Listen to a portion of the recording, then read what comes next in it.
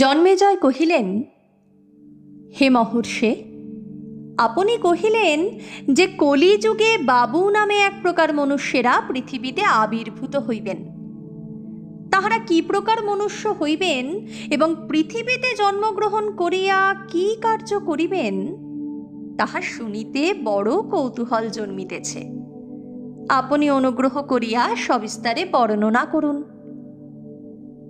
বৈশম্পায়ন কহিলেন, হে নরবর, আমি সেই বিচিত্র বুদ্ধি আহার নিদ্রাকুশলী বাবুগণকে আখ্যাত করিব, আপনি শ্রবণ করুন।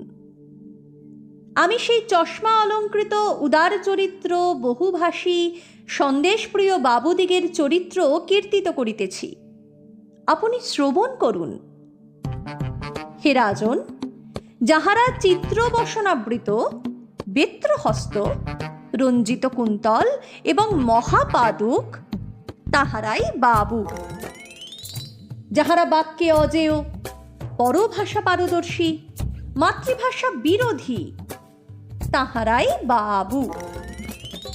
হে নরশ্রেষ্ঠ, যিনি কাব্যরসাদিতে বঞ্চিত, সঙ্গীতে দগ্ধ কোকিলাহারী, যাহার পাণ্ডিত্য শৈশবাভ্যস্ত গ্রন্থগত, যিনি আপনাকে অনন্ত জ্ঞানী বিবেচনা করিবেন, তিনি বাবু।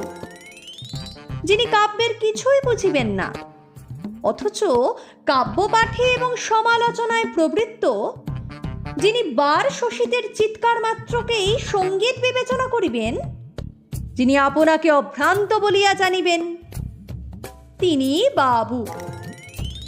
যিনি রূপে কার্তিকের কনিষ্ঠ, গুণে নির্গুণ পদার্থ, কর্মে জড় ভরত এবং বাক্যে সরস্বতী, তিনি বাবু। যিনি উৎসবার্থ দুর্গা পূজা করিবেন, গৃহিণীর অনুরোধে লক্ষ্মী পূজা করিবেন, উপগৃহিণীর অনুরোধে সরস্বতী পূজা করিবেন এবং পাঁটার লোভে গঙ্গা পূজা করিবেন, তিনি বাবু।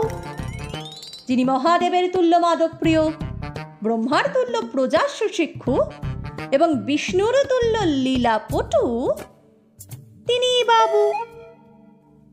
হে কুরুকুল ভূষণ, বিষ্ণুর সহিত এই বাবুদিগের বিশেষ সাদৃশ্য হইবে। বিষ্ণুর ন্যায় ইহাদের লক্ষ্মী এবং সরস্বতী উভয়ই থাকিবেন। বিষ্ণুর ন্যায় ইহারাও অনন্ত শয্যাশায়ী হইবেন। বিষ্ণুর ন্যায় ইহাদিগেরও 10 অবতার।